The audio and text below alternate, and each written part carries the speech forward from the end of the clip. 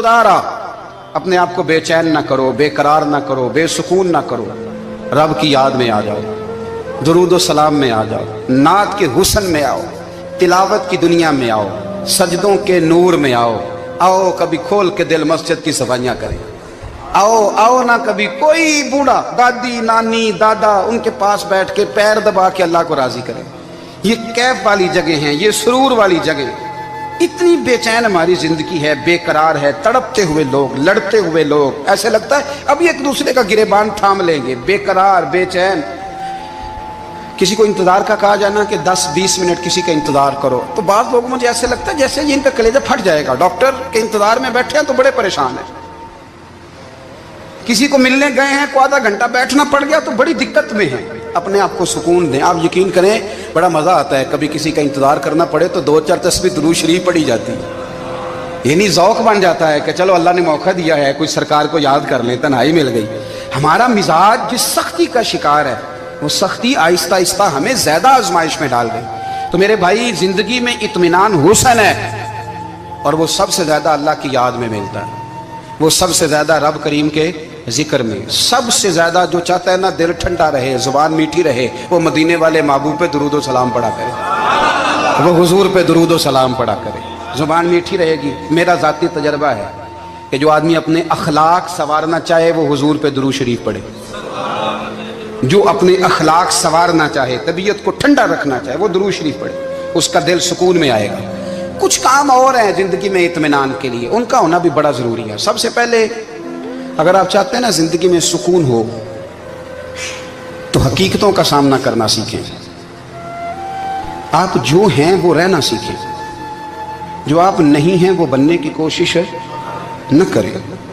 حقیقت کا سامنا کرو گے تو زندگی اطمینان میں آ جائے۔ ہم نے نا بہانے بنا لیے ہیں، ہیلے بنا لیے، جھوٹ کے سہارے اپنے آپ کو اونچا کر لیا۔ ایک آدمی سے کہا جاتا ہے تو رشوت نہ لے، تو کہتا ہے میں غریبوں سے نہیں لیتا۔ تو میرا سوال یہ ہے کہ امیروں کا حساب لینے کی اللہ نے تیری ڈیوٹی لگائی ہے، تیرے ذمہ لگایا ہے کہ تو امیروں کا حساب کر، تمہیں کیا ضرورت پڑی ہے؟ ہم نا بہانہ کرتے ہیں، رشوت لینے والے کا الگ بہانہ ہے اور سفارش والے کا الگ بہانہ ہے۔ حقیقت کا سامنا کریں، حقیقت کا۔ جو میرے ذمہ داریاں ہیں وہ میں نے پوری کرنی، جو آپ کی ذمہ داریاں ہیں وہ آپ جان نہ چھڑائیں، حقیقت پسند بنیں۔ میرے رسول کریم، پھر پڑھیے درود شریف صلی اللہ تعالی علیہ وسلم۔ حضور صلی اللہ علیہ وسلم نے فرمایا کہ میری بیٹی سیدہ فاطمہ الزہرا رضی اللہ تعالی عنہا صرف جنتی نہیں، جنتی عورتوں کی سردار ہے۔ لیکن حضور نے یہ بھی فرمایا کہ فاطمہ یہ خیال رکھنا اگر اللہ نے حساب پوچھا تو حساب تم نے خود دینا ہے۔ حقیقت کی طرف توجہ کرائی حضور نے، وہ صرف جنتی نہیں، جنتی عورتوں کی سردار ہیں، پر حقیقت کی جانب توجہ۔ میں حقیقت یہ ہے کہ اگر مالک نے حساب پوچھا تو اس کی تیاری بھی کرنی ہے۔ دیکھیں نا، ہمیں کچھ یقین نہیں، اللہ معاف کرے کہ ہمارا حساب کیسا ہوگا، لیکن کتنے آزاد ہیں۔ یعنی بڑی دلیری سے بندے کہتے ہیں فجر نہیں پڑھتا جی، 3 پڑھتا ہوں جی، شاہ رہ جاتی ہے جی، کپڑے صاحب، بڑی دلیری سے۔ اور سیدہ فاطمہ الزہرا نے ساری رات مصلی باز رکھا ہے، حالانکہ انہیں یقین تھا کہ رب مجھے بغیر حساب کتاب جنت دے گا۔ حقیقت کا سامنا کریں، جو حقوق آپ کے ہیں وہ آپ نے ادا کرنے ہیں، جو ذمہ داریاں ہیں وہ ذمہ داریاں ہیں۔ دیکھیں نا، حضرت موسیٰ کلیم اللہ علیہ السلام کے پاس اسرائیل روح نکالنے آئے تو حضرت موسیٰ نے تھپڑ مارا، آنکھ نکال دی، واپس گئے۔ اللہ انہوں نے تو جلال فرمایا ہے، کہا موسیٰ علیہ السلام سے کہیے بیل کی پشت پر ہاتھ رکھیں، جتنے بال ان کے دست مبارک کے نیچے آئیں گے اتنے 1000 سال ان کی عمر بڑھا دی جائے گی۔ یعنی میرے کان میں کوئی بتا دے کہ جناب 60 سال بڑھ گئی، یا آپ کے کان میں کوئی کہہ دے تو خوشی ہوتی ہے کہ نہیں؟ لیکن یہ حقیقت پسندی نہیں، اس لیے کہ 60 بھی گزر جائیں گے، 70 بھی، یہ حقیقت نہیں۔ حضرت موسیٰ کلیم، چلے میں مثال دیتا ہوں، سمجھ لیں 10 بال، حالانکہ بہت زیادہ آتے ہوں گے، 10 بال اگر حضرت موسیٰ کے ہاتھ کے نیچے آئے تو 10,000 سال تو عمر بڑھ گئی نا۔ 10 یعنی 10 سال نہیں، 10 100 نہیں، 10 بہت زیادہ تھی نا۔ حضرت موسیٰ کلیم اللہ علیہ السلام سے آ کے عرض کیا گیا حضور بیل کی پشت پر ہاتھ رکھیں، جتنے آپ کے ہاتھ کے نیچے بال آئیں گے اتنے 1000 سال عمر بڑھ جائے گی۔ تو حضرت موسیٰ نے حقیقت پسندی والی بات کی، فرمایا پھر کیا ہوگا؟ 10,000 سال کے بعد پھر کیا ہوگا؟ کہا حضور جانا تو پھر بھی ہے، فرمایا پھر ابھی چلتے ہیں۔ اگر جانا ہے نا، جانا ہے تو پھر اگر جانا ہے تو پھر ابھی، اور سجنوں اگر نماز پڑھنی ہے تو ابھی کیوں نہیں؟ اگر داڑھی رکھنی ہے تو پھر رمضان کا انتظار کیوں کریں؟ ابھی کیوں نہیں؟ اگر سچ بولنا ہے تو پھر، اگر رزق حلال کھانا ہے تو پھر انتظار کاہے کا؟ حقیقت ہوتی ہے، بہانہ ہوتا ہے، حقیقت چھپ نہیں سکتی بناوٹ کے اصولوں سے، کیونکہ خوشبو آ نہیں سکتی کبھی کاغذ کے پھولوں سے، یہ بات یاد رکھیں۔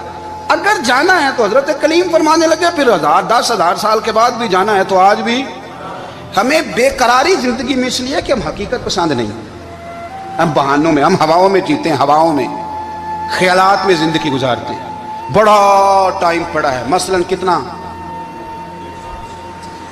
کتنا میرے رسول کریم صلی اللہ تعالیٰ علیہ وآلہ وسلم نے ایک دن صحابہ سے فرمایا تمہیں حیا نہیں آتی؟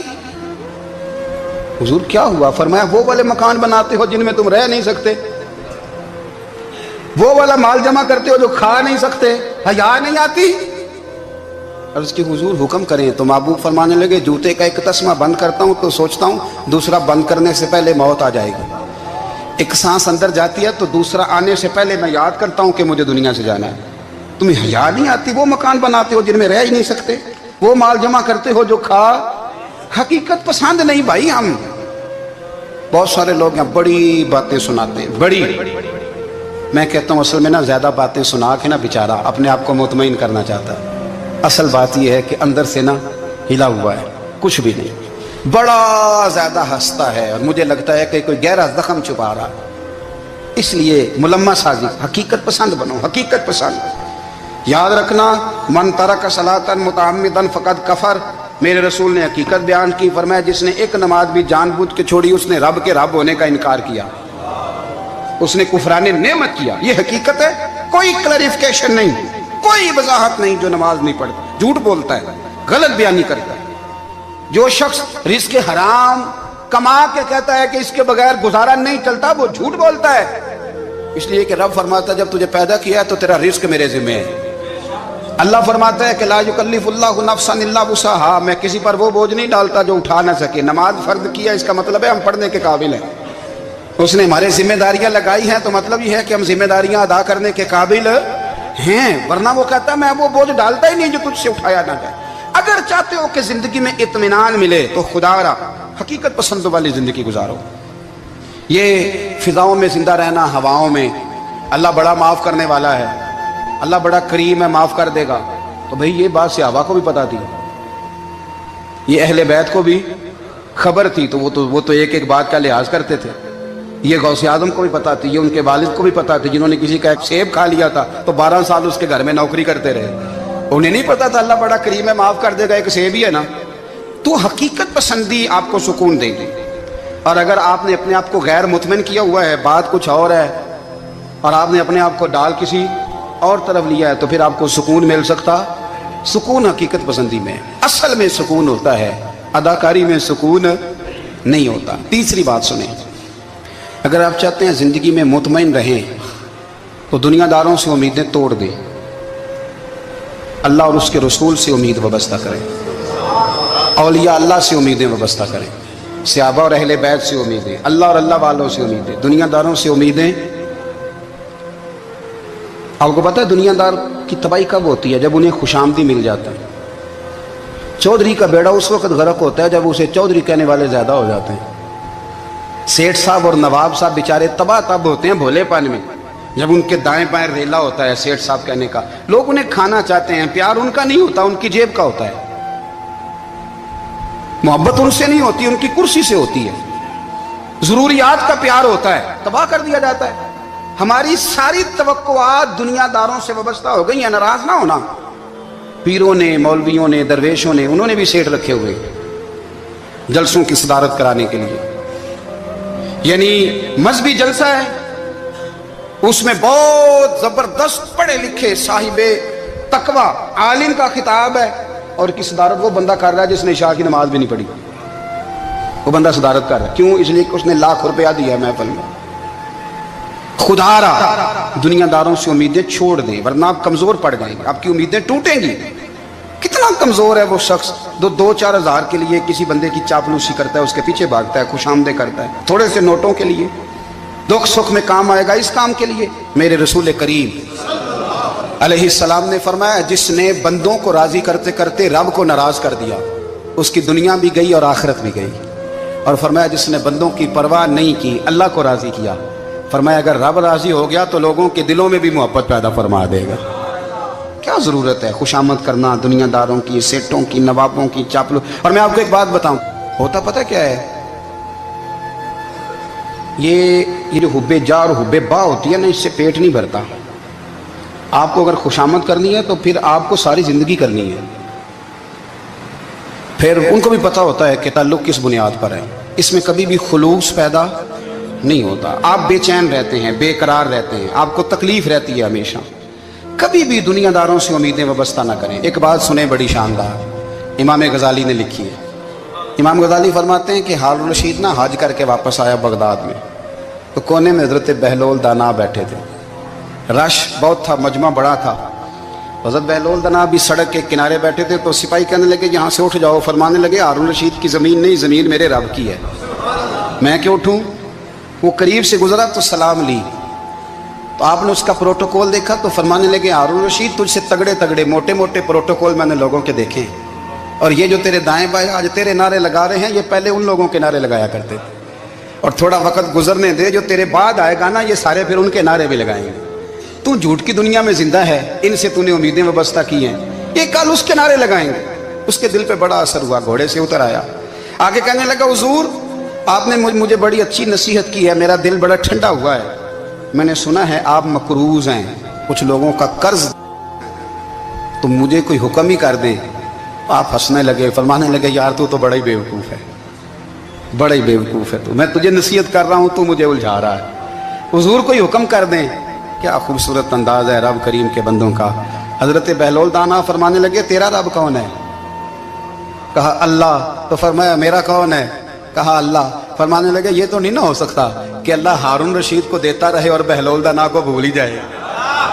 ये तो नहीं ना हो सकता कि हारून रशीद को देता रहे और बहलोल दाना को भूल जाए। फरमाया उसका दिल, उसका इरादा हुआ, इरादा कुदरत हुआ कि बहलोल मकरूज रहना चाहिए। तो अगर रब मुझे रखना चाहता है, दुख कबूल मोहम्मद बख्शा, राजी रहन प्यारे, अगर वो चाहता है मैं मकरूज रहूं, तो मैं भी चाहता हूं कि मैं मकरूज ही रहूं। ये तो नहीं ना हो सकता कि तुझे दे और मुझे ना दे। फरमाया मेरी तुझसे कोई उम्मीद नहीं, मुझे जब भी देगा मेरा रब भी देगा, और वो देगा तो फिर इंशाल्लाह खजाने खोल के देगा।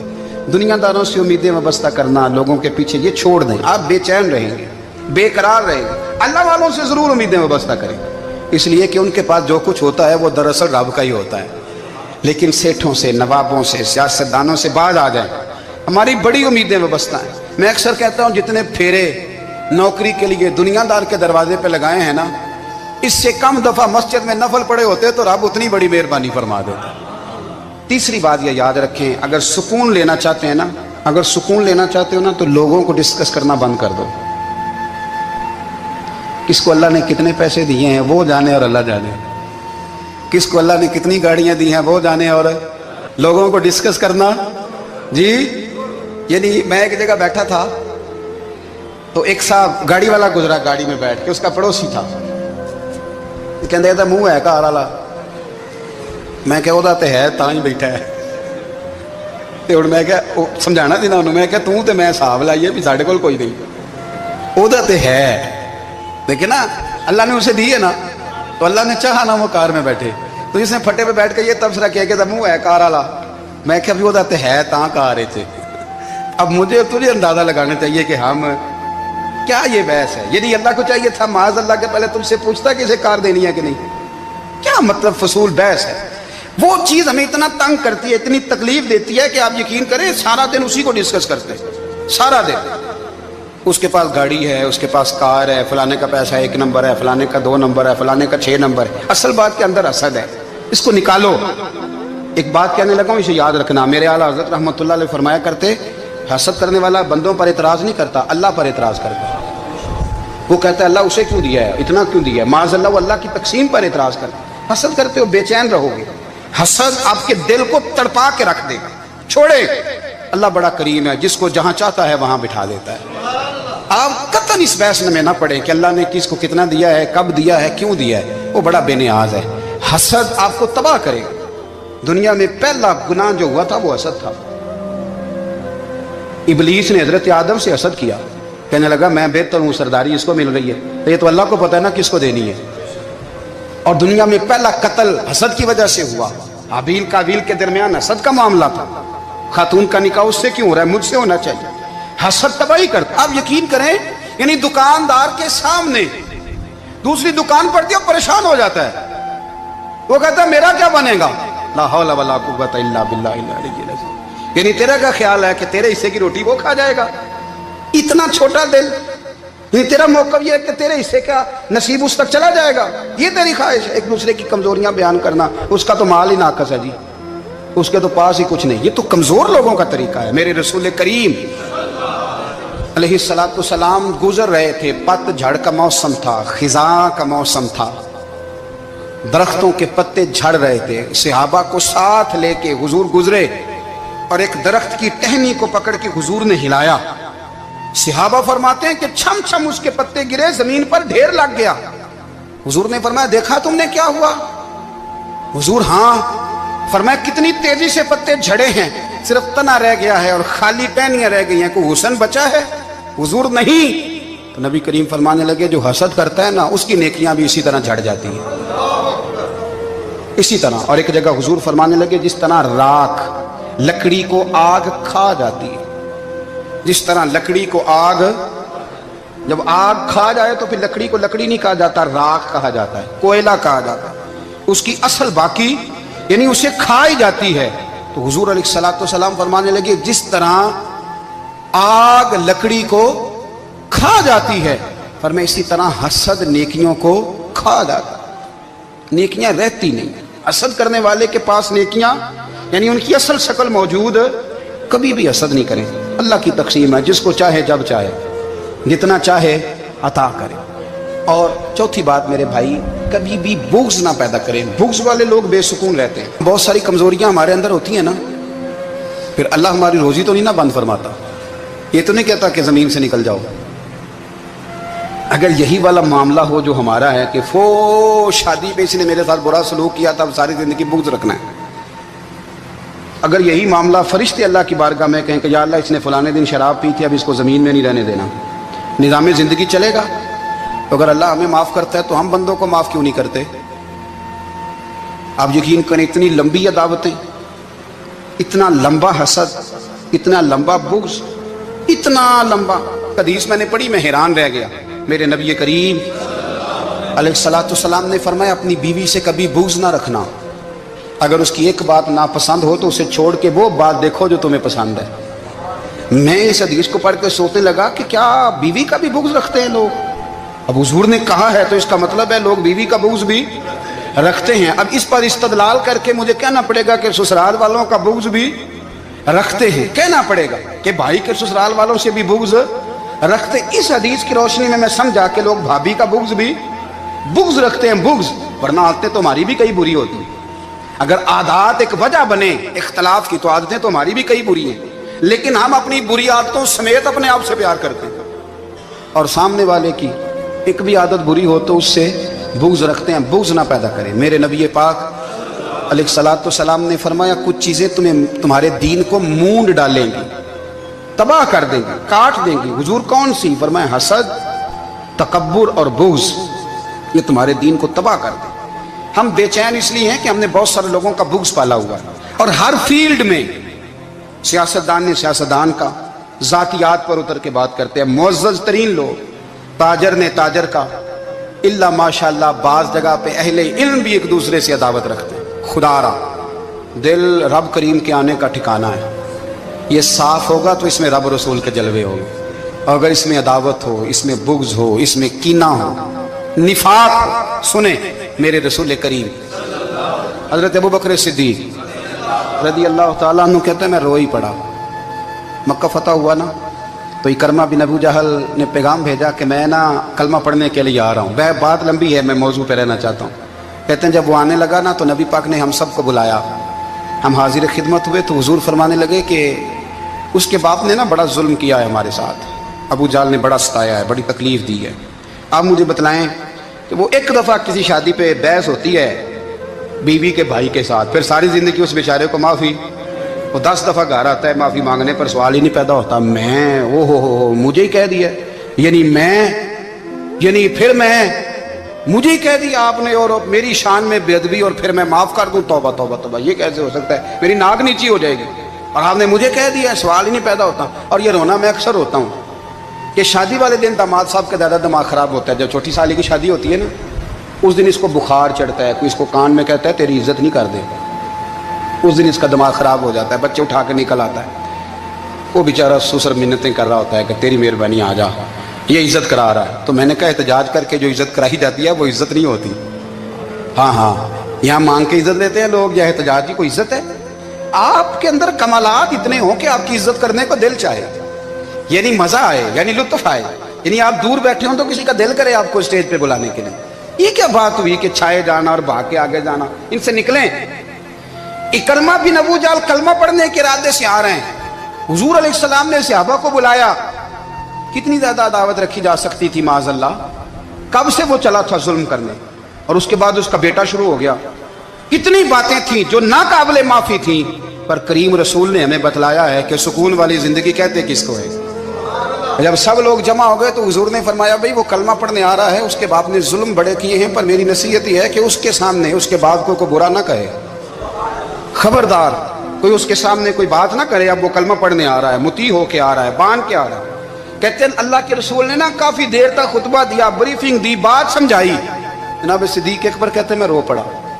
ایک صحابی مجھے کہنے لگے تمہیں کیا ہوا؟ تو میں نے کہا میں مصطفیٰ کی رحمت پہ رو رہا ہوں، دیکھو کن کے لیے حضور گراؤنڈ بنا رہے ہیں، اے دیکھو کن کے لیے حضور تیاری کر رہے ہیں، جنہوں نے ساری زندگی دشمنی کی۔ خدا را یہ اندر سے عداوتیں نکال پھینکو۔ او بھائی اتنا تو لمبا ٹائم ہی کوئی نہیں، اتنا تو وقت ہی کوئی نہیں، اس کو صاف رکھو۔ بندہ کوئی کر بھی گیا تو کوئی حرج نہیں، چنگی مندی سجنا کھولو 100 واری ہو جاندی، یار یاراں دا گلا نہیں کر دے، اصل پریت یار یاراں دا جڑا گلا کردا تے یار نہیں جی ہوندا۔ ہاں پکی بات، پکی پیڑی۔ میرا ایک سنگی مجھے آ کے کہنے لگا فلانی جگہ بندہ یہ بات کر رہا تھا، میں کہ تو اوتھے ہی سے سوندا سے تم ہی نال ہی سے، میرا تو سجن بات سن ہی نہیں سکتا۔ چنگی مندی سجنا کولو 100 واری ہو جاندی، یار یاراں دا گلا نہیں کر دے، اصل پریت جنہاں دی۔ ہاں جو بندے پھر ہوتے اس طرح کے، ان کے لیے بھی میاں صاحب نے کہا ہے، ان کے لیے بھی میاں صاحب نے کہا ہے، ان کے لیے بھی آپ نے بات ارشاد فرمائی ہے۔ آپ نے فرمایا چنگا ہویا لڑ نیڑیوں چھٹا، کتے عمر نہیں لنگی ساری، بے قدران دی یاری کولوں توبہ لکھ لکھ باری، اور چنگا ہویا لڑ نیڑیوں چھٹا، کتے عمر نہیں لنگی ساری۔ جو اس طرح کا تھا نا شکوے کرنے والا، بغض رکھنے والا، فرمایا بے قدران دی یاری کولوں توبہ، یعنی لاکھ تے لاکھ کنے ہو گئے، یعنی 2 لاکھ باری توبہ کی تھی انہوں نے، گنی نہیں جا سکتی جتنی میاں صاحب نے توبہ کر دی۔ بے قدرے دوست، بے قدران دی یاری کولوں توبہ لکھ لکھ باری، چنگا ہویا لڑ نیڑیوں چھٹا، کتے عمر نہیں لنگی ساری۔ تو مہربانی کریں، ایک تو اگر آپ مطمئن رہنا چاہتے ہیں تو کبھی کبھی نا مست ہو کے ذکر الہی کریں، مست ہو، وہ والا ذکر نہیں جس میں آپ موبائل بھی دیکھ رہے ہیں اور کہانیاں بھی۔ میرے سامنے کو بندہ جمعے والے دن یا تقریر کے درمیان تسبیح لے کے بیٹھ جائے تو میں اس سے پوچھتا ہوں تو دو کام ایک ٹائم جی کیویں پہ کرنا ہے؟ میری بھی بات سن رہے ہو، تسبیح پڑھی تو ممکن ہی نہیں، تسبیح تو تسبیح ہے، جب وہ ہوگی تو پھر کوئی اور کام سوال ہی نہیں پیدا ہو۔ ایک تو ذکر کریں محو ہو، دوسری بات حقیقت کا سامنا کریں۔ آپ اگر مطمئن رہنا چاہتے ہیں تو حقیقت پسند بنیں۔ تیسری بات حسد چھوڑ دیں، دوسروں کو ڈسکس کرنا چھوڑ دیں، آپ یہ دیکھیں کہ اللہ نے مجھے کیا کچھ دیا، اس پہ راضی رہیں۔ اور چوتھی بات عداوت چھوڑ دیں، سینے میں کینہ چھوڑ دیں، آپ کی زندگی مطمئن ہو جائے گی، آپ خوشحال رہیں گے۔ وہ جو آپ لفظ کہتے ہیں نا کہ میں بور ہوں، میں پریشان ہوں، اس سے آپ نکل آئیں گے۔ اللہ ہمیں محبوب کی غلامی میں زندہ رکھے، غلامی میں موت